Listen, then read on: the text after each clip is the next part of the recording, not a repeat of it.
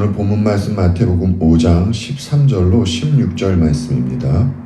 마태복음 5장 13절로 16절 말씀, 하나님의 말씀입니다. 너희는 세상의 소금이니 소금이 만약 그 맛을 잃으면 무엇으로 짜게 하리요? 후에는 아무 쓸데없어 다만 밖에 버려져 사람에게 밟힐 뿐이니라. 너희는 세상의 빛이라.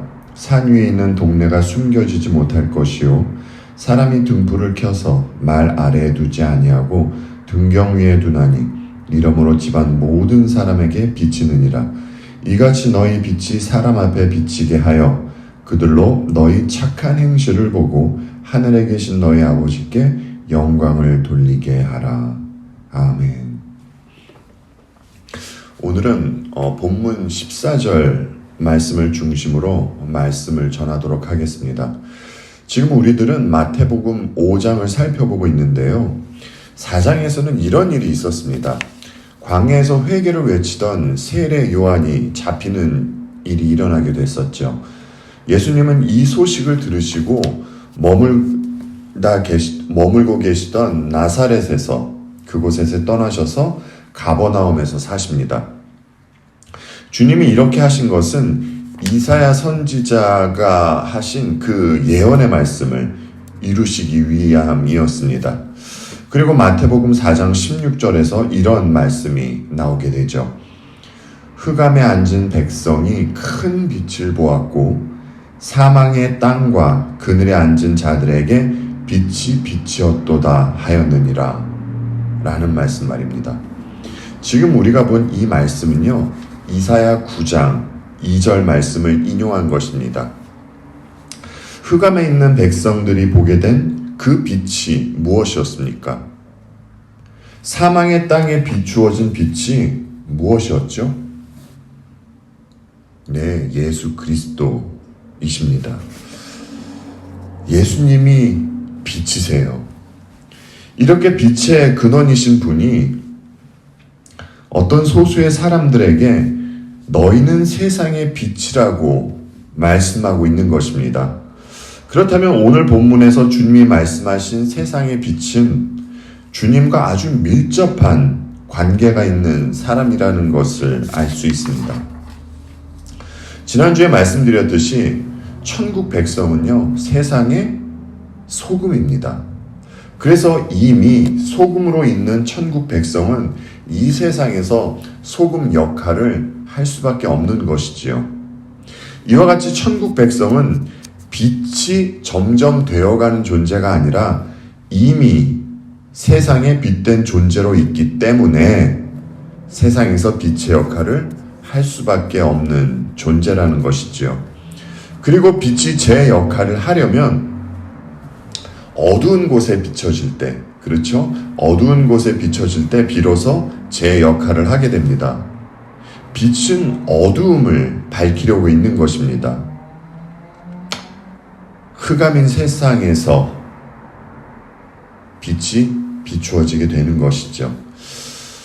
빛을 이야기하기에 앞서서 세상을 상징하고 있는 이 흑암의 나라가 보여주는 그 흑암의 나라에서 나오는 이 특징에 대해서 한번 먼저 살펴보고자 합니다. 여러분, 지난주에 이 세상은 어떤 곳이라고 말씀을 드렸었죠? 하나님과 관계없이 살아가는 세상, 하나님을 믿지 않는 전 인류가 세상이라고 말씀을 드렸습니다. 뿐만 아니라 바울의 말씀대로 이 세상은 흑암의 권세에 있는 세상입니다. 세상에는 주관자들이 있고요, 또 악한 영들이 있습니다.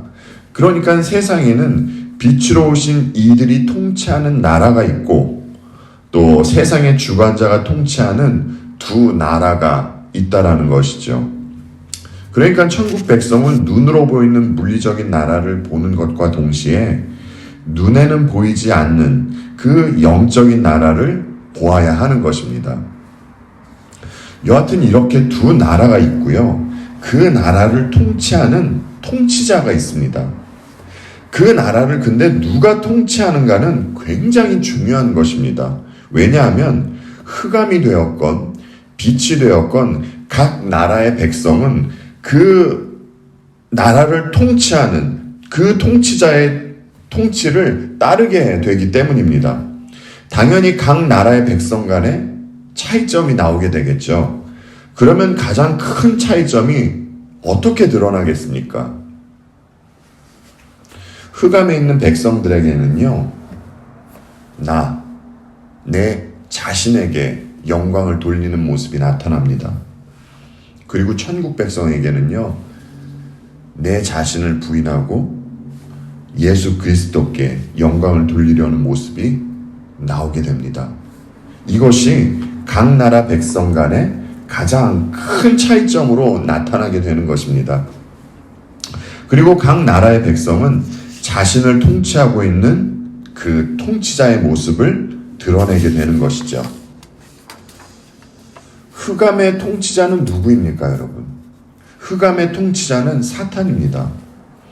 사탄은 교만한 모습을 나타냈었죠. 하나님의 무별 위에 자기 자리를 높이려던 자입니다. 하나님이 아닌 자기 자신에게 영광을 돌리려고 했던 자입니다. 이 자가 흑암을 통치하는 공중권세 잡은 자 사탄입니다. 그런데 여러분, 독생자는 어떠셨습니까? 가장 높으신 분이 가장 낮은 자리로 내려오셨습니다. 독생자는 매 순간을 자신이 아닌 아버지께 영광을 돌렸죠. 이와 같이 백성들은 자신의 통치자의 모습을 닮아가게 되는 것인데요. 흑암의 자녀들에게는 내 영광을 위해서 나를 목적으로 하는 그러한 모습이 나오고, 또 그것을 위해 전반적인 그 삶을 살려고 하는 그 모습이 나타나게 되는 것입니다. 그래서 이 시대의 모든 사람들이 자기 자신에게 영광을 돌리려 그렇게 혈안이 되어 있는 것입니다. 어떻게 해서든 자기 자신을 높이려고 하지요. 왜 그렇습니까?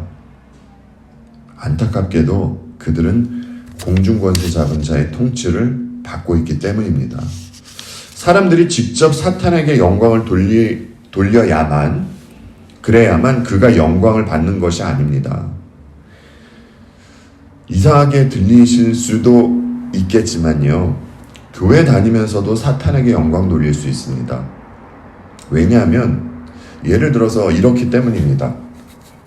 사람들이 하나님이 아닌 자기 자신에게 영광을 돌릴 때, 그때 사탄이 영광을 받게 됩니다. 왜요? 왜 그렇습니까? 이렇게 말씀을 드려보겠습니다. 여러분, 하나님께서 언제 자녀들로 인해서 영광을 받으십니까? 자녀들이 하나님의 성품을 드러낼 때, 그때 하나님은 영광을 받으시죠. 사탄도 똑같습니다. 흑암의 백성 또한 사탄의 성품을 드러낼 때, 그들이 사탄의 성품을 드러낼 때 그가 영광을 받게 되는 것입니다. 그러니까 거짓 종교 행위를 하면서도 얼마든지 사탄에게 영광을 돌릴 수 있다는 것이죠. 차치하고요, 세상은 흑암의 권세 아래에 있기 때문에 사람들이 자신이 피조된 목적을 잃고 저마다 그렇게 자기 자신에게 영광을 돌리려 하는 것입니다. 여러분, 흑암의 세상이 뜻하고 있는 것이 무엇이라고 생각을 하십니까? 흑암 하면 깜깜한 것이 생각이 나잖아요. 그렇죠? 흑암의 세상이라는 것은요, 죄와 사망의 세상이라는 것입니다. 그런데 예수님은 요한복음 12장에서 이런 말씀을 하셨습니다. 어두움에 다니는 자는 그 가는 바를 알지 못하느니라 라는 말씀을 하셨어요. 어둠에 다니는 자는 왜 그 가는 바를 알지 못합니까? 왜냐하면 어둠에 다니는 자는 죄와 사망으로 있기 때문입니다. 그 상태로 있기 때문입니다. 죽은 사람은 자신이 죽었는지 알지 못합니다. 흑암에 있는 이들의 상태가 모두 이렇습니다. 세계의 종교를 보면요, 그 수가 얼마나 많은지 가늠하지 못할 정도입니다. 너무나 많습니다. 일본이라는 그 나라, 그 한 나라만 보더라도요, 엄청나게 많은 그 종교의 수가 있더라고요. 여러분은 왜 이렇게 인간 세상에 이토록 수없이 많은 종교가 있다라고 생각을 하십니까? 타락한 인간에게도 뒤틀려서 그렇지 하나님의 형상이 어렴풋이 남아 있습니다. 그래서 사람들에게는 종교적 본성이 있는 것입니다. 사람들은 이렇게 어긋난 종교적 본성으로 각각 자기 입맛에 맞는, 표현이 좀 그런데 자기를 위한 그런 종교를 만들게 되는 것입니다. 다른 말로 얘기하면 인위적인 빛을 만들려고 하는 것이죠. 그리고 가만히 생각해 보면 기독교를 제외한 그 여타의 종교에는요, 공통점이 있다라는 것을 보게 됩니다. 그것이 무엇인고 하니 모든 종교의 중심에는 인간이 있다는 것입니다. 세상에 셀 수도 없을 만큼 많은 종교가 있는데요. 그런데 이것을 압축하면 한 가지로 귀결이 됩니다. 그것이 무엇입니까? 우상숭배입니다. 우리는 알고 있습니다. 우상이라는 것은 하나님보다 가치를 더 두고 있는 모든 것이 우상이라는 것을 말입니다. 그러니까 하나님에 대한 바른 인식이 없고 하나님을 모를 때 우상숭배하게 되는 것입니다. 이에 대해서 성경이 어떻게 말하고 있습니까? 여러분, 성경이 유대인과 이방인의 종교성에 대해서 어떻게 소개합니까? 유대인들은 하나님을 믿는다고 하는데 율법에 매여 율법을 지키려고 애쓴다고 하지 않습니까? 구원의 근거를 자기에게 두려고 하는 것이죠. 바리새인들을 보면 잘 알 수 있잖아요. 그러면 이방인은 어땠습니까? 이방인은요, 무수히 많은 신들을 섬겼습니다. 하나님은 삼위일체 한 분밖에 없지 않습니까? 그런데 이들은 왜 무수히 많은 신들을 섬겼습니까? 네, 그들은요, 신에 대한 인식이 잘못되어 있었기 때문입니다. 다른 말로 하면 참된 신, 하나님이 어떤 분인지 그들은 모르는 것이죠. 그렇다면 유대인들은 왜 율법에 매여서 율법을 지키려고 애를 썼습니까? 하나님을 믿는다고 하는 그들이요. 그들도 마찬가지입니다. 성경이 말하고 있는 하나님이 어떤 하나님인지 제대로 모르고 있었기 때문입니다. 이 모습들이 세상에서 가짜 빛을 만들어내고 있는 인간들의 모습이라는 것이죠. 여러분, 흑암에 있는 이들의 특징이 보이십니까? 이들의 특징은 하나님을 모른다는 것입니다. 흑암에 있는 사람들은 성경으로 계시하고 있는 하나님을 모릅니다. 그리고 알려고 하지도 않고요. 왜요? 왜 그렇습니까? 사람들은 죄로 인해서 영적으로 죽고 악하기 때문입니다. 따라서 선하신 하나님을 알려고 하지 않는 것입니다. 하나님께 도무지 관심을 두지 않습니다. 누군가에게 하나님을 더 알고 싶어하는 마음이 있다면, 그 마음이 있다면 이것은 흑암의 자녀에서 빛의 자녀가 되었다는 아주 특별한 증상인 것입니다. 요한복음 3장 19절에 이런 말씀이 있어요. 요한복음 3장 19절 말씀입니다. 그 정죄는 이것이니 곧 빛이 세상에 왔을 때 사람들이 자기 행위가 악함으로 빛보다 어두움을 더 사랑한 것이라. 주님은 이미 이 땅에 오셨습니다. 그럼에도 불구하고 사람들은 빛보다 어두움을 더 사랑한다고 합니다. 왜 그렇습니까? 사람들이 악하기 때문입니다. 빛으로 나오면 자기들의 그 악한 행위가 드러나기 때문인 것이죠. 문제를 일으키거나 악을 행할 때는요, 항상 어둠 가운데서 행하기 마련입니다. 하지만 세상 사람들도 그 어떤 문제가 발생했을 때는 그 문제의 심각성에 대해서 고민하고 해결 방안을 찾으려고 합니다. 흑암의 세상이라고 해서 그냥 문제가 일어나는 것을 방치하고만 있는 것은 아닙니다. 최근 한국에서 그 보도된 뉴스를 보았습니다. 그런데 그 뉴스가 보도한 것 중에 참으로 심각하게 느껴졌던 것은 북한이 계속해서 미사일 실험을 한다는 것이었습니다. 그래서 이런 이유로 그 뉴스에 그 전문가 패널들이 나와가지고 이 문제에 대해서 서로들 이야기하고 그 대화를 나누더라고요. 그 장면을 이렇게 봤는데 결론은요, 답이 없었습니다. 흑암의 세상, 이 흑암의 세상 또한 문제에 대해서 말할 수 있고 또 그 뉴스에 나온 패널 분들처럼 그 문제를 분석할 수도 있습니다. 그리고 무엇이 문제인지 진단할 수 있죠.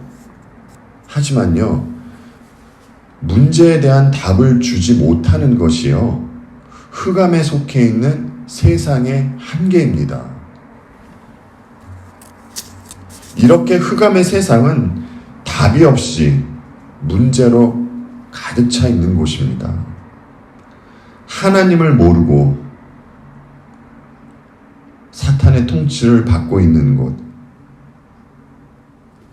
이제 이런 곳에서 천국 백성은요, 빛의 역할을 해왔고 또 하게 되는 것입니다. 그러면 이제 세상에 비추어지는 이 빛에 대해서 한번 살펴보고자 합니다. 성경에서 빛을 말할 때는요, 단순히 자연광을 말하는 것이 아닙니다.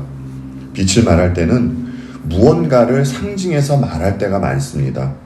예를 들면 다윗은 시편 27편에서 여호와 하나님은 나의 무엇이라고 말했습니까? 빛이라고 말했죠. 다윗은 하나님을 빛으로 비유했습니다. 그리고 오늘 본문에서 주님은 천국 백성을 빛으로 표현했고요. 그리고 성경은 이미 빛으로 계신 분이 있는데 그분은 바로 예수 그리스도시다 라고 빛으로 주님을 상징해서 말하고 있습니다. 요한복음 1장 말씀 보겠습니다. 요한복음 1장 9절로 11절 말씀입니다. 참빛 곧 세상에 와서 각 사람에게 비추는 빛이 있었나니 그가 세상에 계셨으며 세상은 그로 말미암아 지은 바 되었으되 세상이 그를 알지 못하였고 자기 땅에 오매 자기 백성이 영접하지 아니하였으나. 아멘. 사도 요한이 말씀하신 참 빛이 누구셨습니까? 말씀이 육신되어 우리 가운데 거하신 하나님의 독생자 예수 그리스도이시죠. 10절 말씀을 보니까 세상은 그로 말미암아 지은 바 되었다라고 합니다. 예수님으로 말미암아 세상이 지어졌습니다. 그런데 비극인 것은요, 창조주이신 참빛, 이 참빛이 세상에 오셨는데 아무도 이분을 영접하지 않았다는 것입니다. 심지어 누구도 영접하지 않았습니까? 네, 자기 백성도, 여기서는 유대인을 뜻하는 것입니다. 하나님과 언약을 세운 유대인도 주님을 영접하지 않았다는 것입니다. 자, 그러면 빛이 세상에 계셨을 때 빛으로 오신 우리 주님이 흑암인 이 세상에 오셨을 때 어떤 일이 있었습니까? 빛을 어두움에 비추면 그 어두운 곳의 실체가 금방 드러나게 되지 않습니까? 주님이 계신 곳에서는요, 바로 이 일이 일어났습니다. 주님은 세상에 오셔서 있는 그대로의 이야기를 하셨습니다. 조금도 꾸며내서 하신 이야기가 없으셨어요.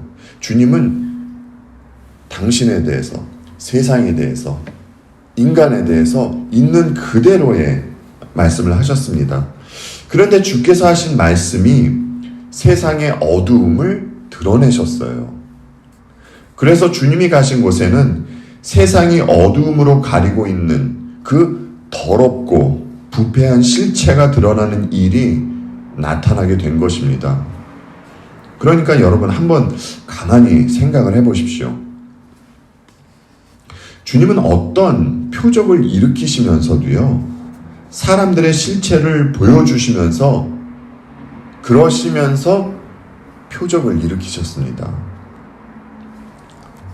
그래서 주님이 계신 곳은 사람들의 종교 행위가 부정이 되었고요. 뿐만 아니라 남몰래 숨겨두고 있던 죄가 드러나게 되었습니다. 그래서 주님 앞에서는 여태껏 잘 쌓아놓은 자기 의와 공로가 인정받지 못하게 되었습니다. 이렇게 예수님 때문에 자신들의 실체가 드러나는 것에 대해서 사람들이 좋아했을까요?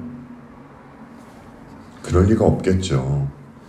사람들은 빛을 멀리하고요, 빛으로 나오지 않았습니다. 그리고 끝내 세상이 어떤 일마저 버렸습니까? 빛으로 오신 분을 그만 십자가에서 죽이는 일마저 버리게 됩니다. 여러분, 사람을 보면요, 사람들은 어떤 잘못을 지었을 때 죄가 드러나기 전에는 착한 모습도 보이고요, 죄를 가리기 위한 연극도 합니다. 그런데 막상 죄가 드러나면 모습이 완전히 다른 모습으로 바뀌게 되죠. 그때부터는 손톱, 이빨, 모든 것 다 드러내면서 막 나가는 모습을 보입니다. 그래, 나 죄인이야, 어쩔래, 이런 식으로 나오지 않습니까?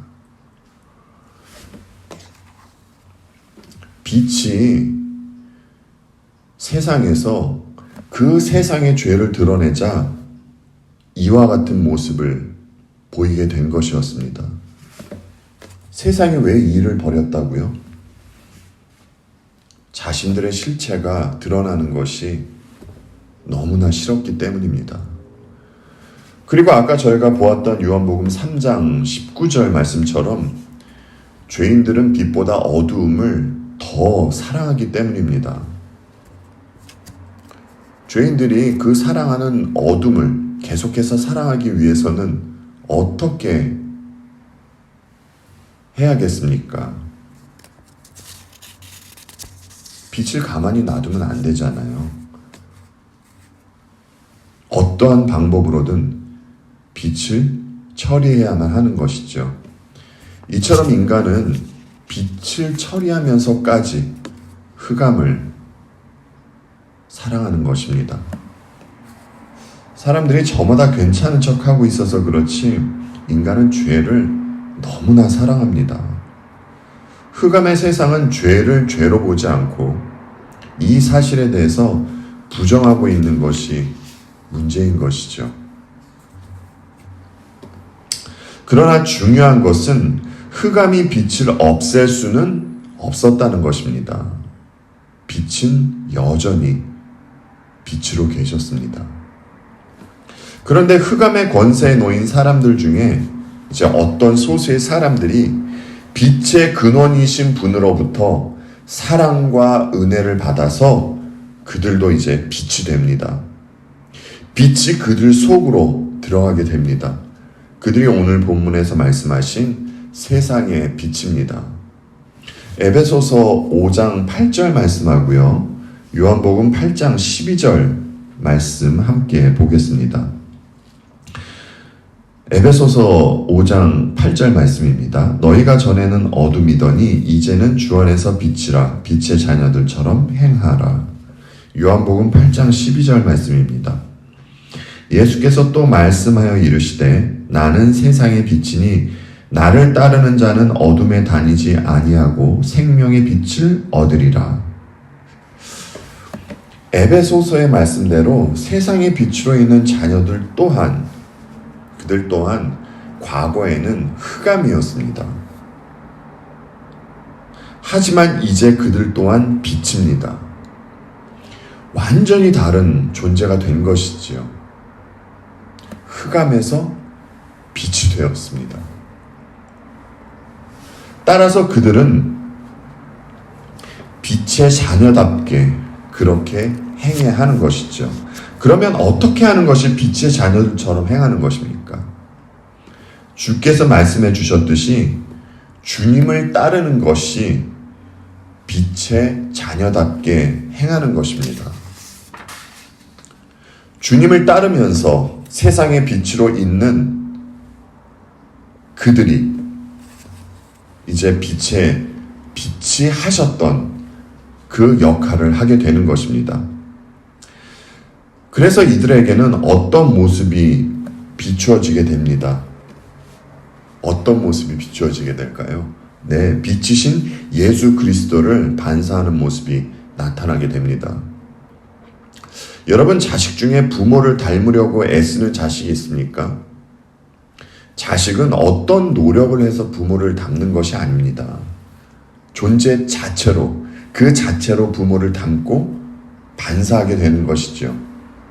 이와 같이 세상의 빛으로 있는 이들은 존재 자체가 예수 그리스도를 반사하게 되어 있다는 것입니다. 빛의 역할을 감당하기 위해서 이런 생각을 하시는 분이 계실까봐 이제 높아심의 말씀을 드립니다. 여러분, 성경을 많이 보고요, 기도 많이 하면 빛의 역할을 잘 감당하게 될까요? 성경을 보는 것과 기도하는 것은 너무나 중요한 것이죠. 반드시 해야 하는 것이고요.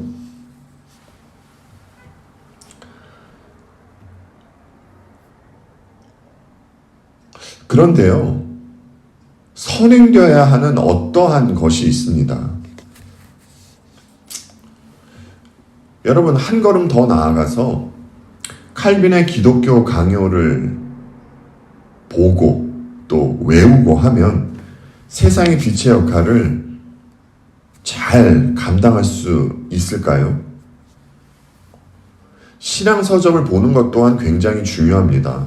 하지만 선행되어야 하는 것이 있습니다. 사람이 머리로만 안다고 빛의 역할을 감당하는 것은 아닙니다. 알면서도 행위가 나오지 않는 것이 인간입니다. 얼마만큼 아느냐가 중요한 것이 아닙니다.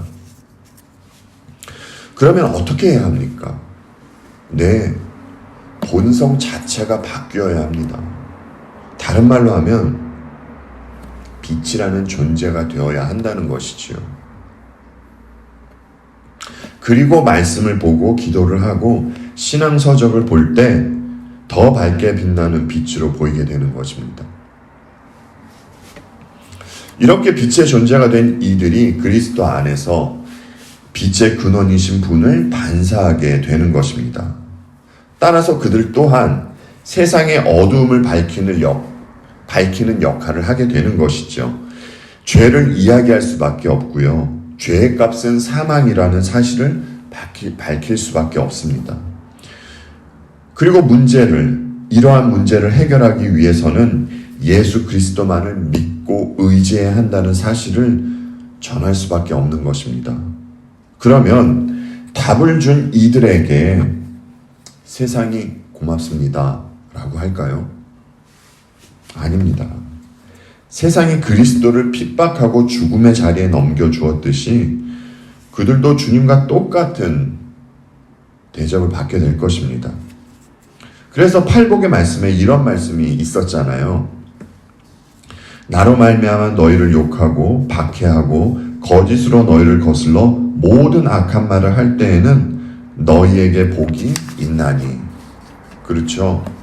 빛의 자녀들은 주님과 같이 세상으로부터 이런 대접을 받게 될 것이라는 것입니다. 그러니까 그리스도인은 주님을 못 박은 세상과 하나 되어서 갈 수가 없다는 것이죠.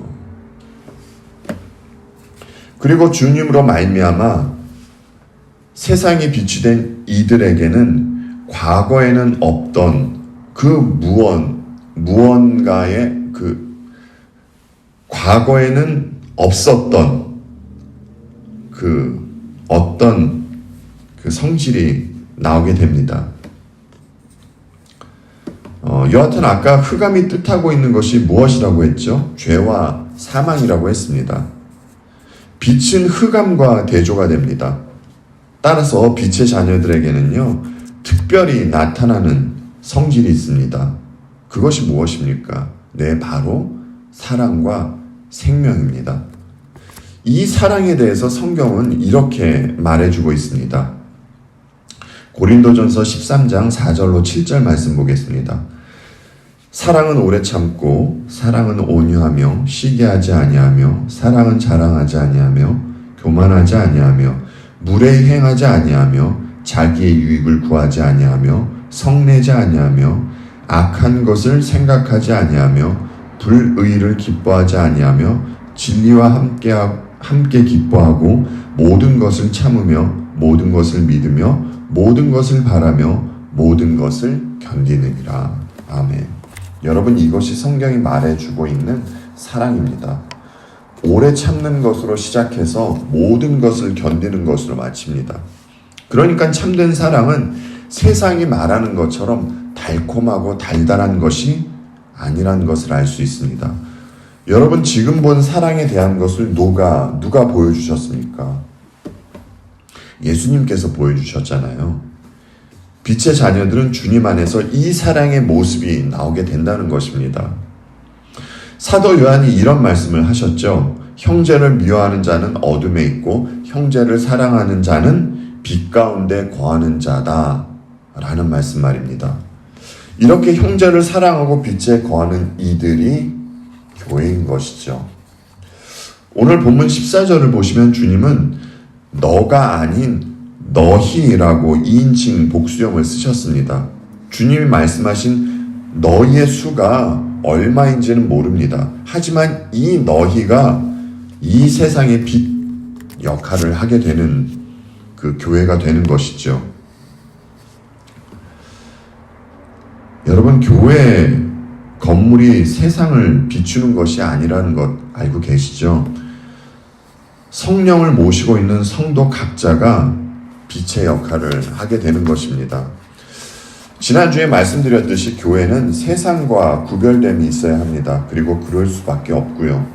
왜냐하면 교회는 세상이 보지 못하고 있는 것을 보고 말하지 못하는 것을 말하기 때문입니다. 그것이 무엇입니까?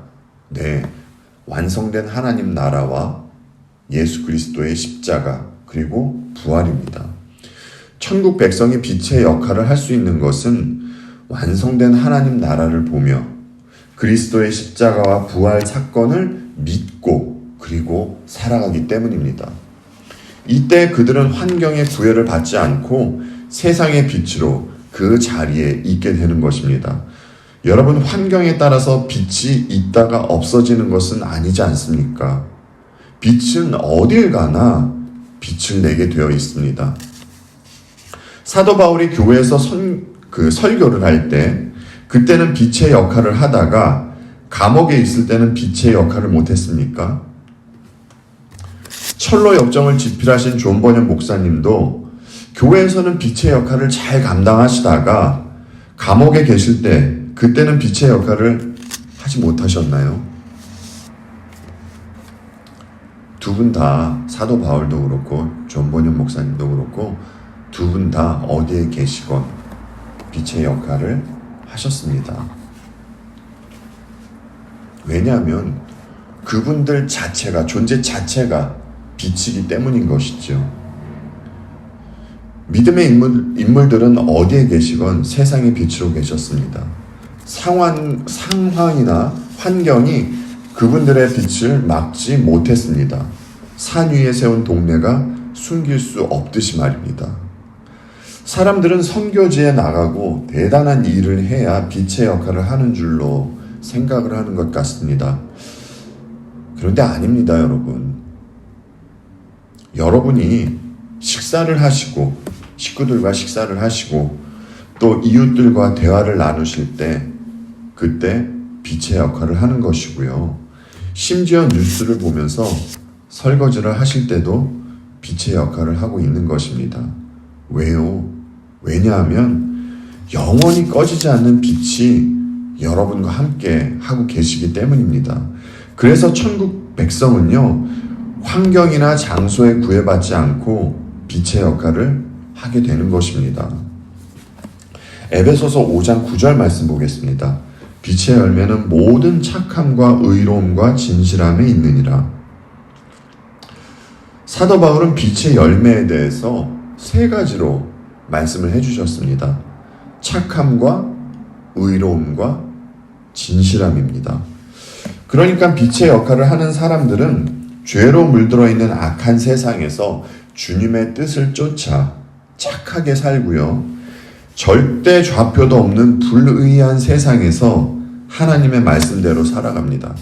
그리고 거짓의 아비를 쫓아 거짓말을 일상 언어로 삼고 있는 세상에서 진실하게 살아갑니다. 이것이 빛으로 살아가는 이들이 맺는 열매이고 그들의 모습입니다. 빛과 어둠의 중간은 없습니다. 빛이면 빛이고 어둠이면 어둠입니다. 빛은 어두움을 밝힙니다. 아무리 진흙 같은 밤이 나도 작은 촛불이 있는 곳은 어둠이 물러갑니다.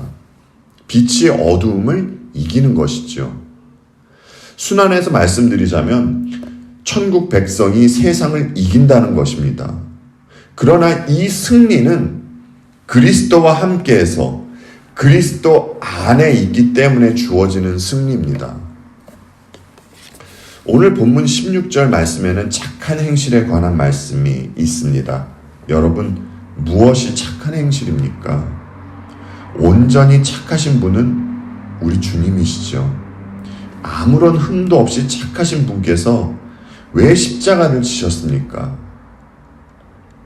왜냐하면 주님은 아버지를 사랑하시고 당신께서 십자가를 지시는 일이 아버지께 영광 돌리는 일인 줄 아셨기 때문입니다. 그래서 그리스도인은 주님 안에서 아버지 하나님을 사랑하며 지내는 이들입니다. 그들은 자신의 인생에서 아버지의 사랑을 경험하고 또 아버지를 사랑하다 완성된 하나님 아버지의 나라로 가는 것입니다. 여러분, 빛은 주위를 밝힙니다. 빛은 상대방을 위한 것이에요. 저와 여러분이 빛의 역할을 잘 감당할 때 영광을 받는 분이 있습니다. 그분이 누구십니까? 본문 16절의 말씀대로 하나님께서 영광을 받으십니다. 세상의 빛은 이 역할을 위해서 부름을 받은 것입니다. 다시 말씀드리지만 자기 영광을 드러내는 것을 목적으로 살아가는 이들은 어둠입니다. 이들은 사탄에게 영광을 돌리며 멸망으로 가는 것이에요. 여러분, 빛과 어둠의 중간은 없습니다. 빛과 어둠의 적당한 타협이란 없습니다. 하나님의 부르심을 받아 그리스도 안에서 새로운 존재, 세상의 빛이 되었다면 이제 하나님께 영광을 돌리는 일에 집중하며 살아야 할 것입니다. 이 삶을 살아갈 때 신실하신 우리 주님은 하늘의 소망과 하늘의 기쁨 그리고 참 평안으로 빛의 자녀들을 풍성히 채워주실 것입니다. 이 기쁨을 누리며 세상에서 빛된 존재로서 빛의 역할을 잘 감당하는 저와 여러분이 되기를 진심으로 바랍니다.